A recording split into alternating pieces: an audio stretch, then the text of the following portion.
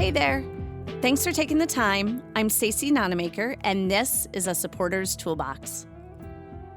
Many years ago, I was asked to consult with a team who was really struggling to support a guy who lived in a state center. The team was willing to figure out how to better support him, and they needed a new way to think about how to do that because what they were doing day in and day out was obviously not working. Long story short, I posed what I think is a very important question to this team. The question was, when doesn't Dean engage in aggressive and self-injurious behavior? And after some discussion amongst the team, most of the team members agreed that it was when he was working at the center. Well, my response to that was pretty simple. Do more of that. So let's talk a bit about the importance of work.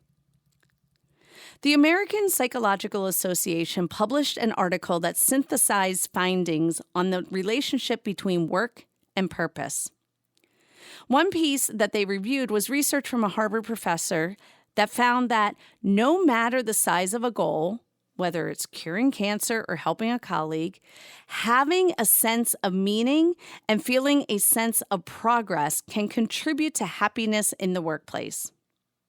In fact, we know that employees who like their jobs and are engaged in their work tasks are likely to experience higher degrees of psychological empowerment, better health, a better sense of psychological coherence, and less compassion fatigue.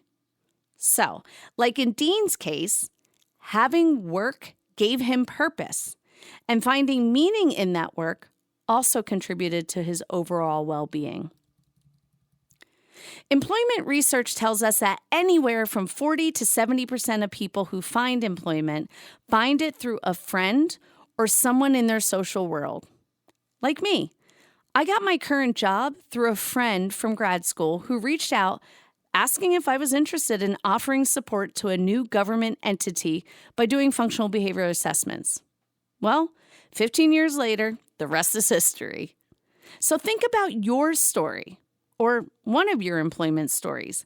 I bet there is a social connection to employment somewhere in there. The use of connections to find work suggests that who you know is an important means of getting a good job. I have talked in this podcast before about the concept and importance of social capital. In this month of October, also known as National Disability Employment Awareness Month, I think it's important to focus specifically on social capital in the quest for fulfilling employment. Let me remind you what social capital is. Social capital returns value through humans by connecting one person with another or connecting a person with a network of people. Social capital is the goodwill that individuals or groups tap into simply by being a part of a network. Its effects flow from the information, influence, and solidarity it makes available. A social network's or individual's stock of social capital can be thought of as a reservoir of social trust and support. While marginalized populations often have strong social capital that develops close-knit communities, the problem is that those connections are often not valued by people outside of those communities. So think about the people that you support. Think about how important building that social capital is. So what can you do? Alcon DeLucci, someone I have mentioned before who has been talking about social capital in our field, suggests we look for what he calls weak ties. What the heck is a weak tie, right? Well, think of it as a friend of a friend. Since we know that employment research tells us that anywhere from 40 to 70% of people who find employment find it through a friend, and often not a close friend, those weak ties expand beyond immediate ties and open up the world to more diversity and more opportunities. So consider focusing less on work skills like we tend to do when we think about supporting somebody to get employment, and think more of increasing social capital as a gateway to employment. So, who is part of that, and who are the weak ties you can target? Well, as a supporter, they're your friends, they're other supporters' friends, or your friends of friends. They're the desk clerk at the YMCA. You get the picture. Many people with disabilities have small social networks with high redundancy. So challenge yourself to work on identifying and developing those weak ties. Another thing you can do is work with employers and management. There are things management can do to bring about meaningful engagement in the work environment. Remember what I said about the benefits from actually liking your job? So you can talk with employers about meaningful tasks and jobs rather than them setting up something for the person that is insignificant, or perhaps even setting up something to simply have an employment with a disability at the place of business.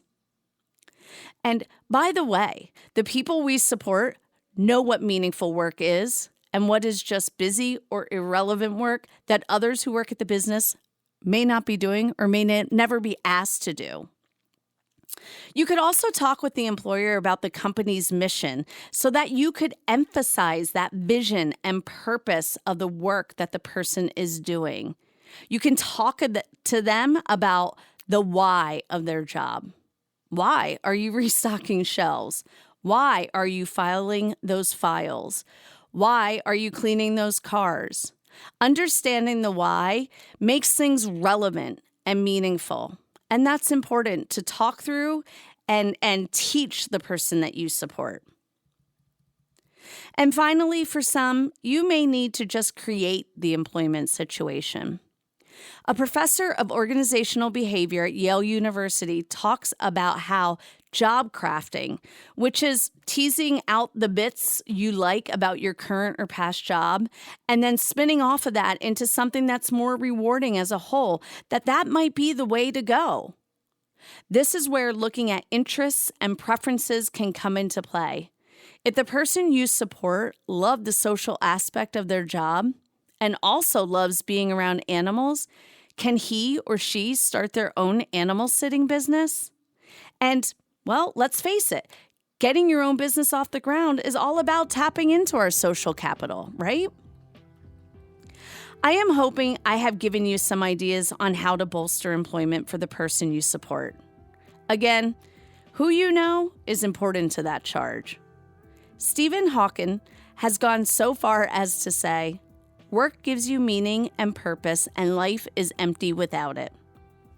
I'm not sure that everyone would agree that life is empty without work, but I think most of us can agree that work certainly feeds into our purpose, and it's sometimes the reason we get out of bed in the morning. Again, thanks for taking the time. I know you're busy. Hoping you took one thing away that can make today a better day for the person you support. Bye now.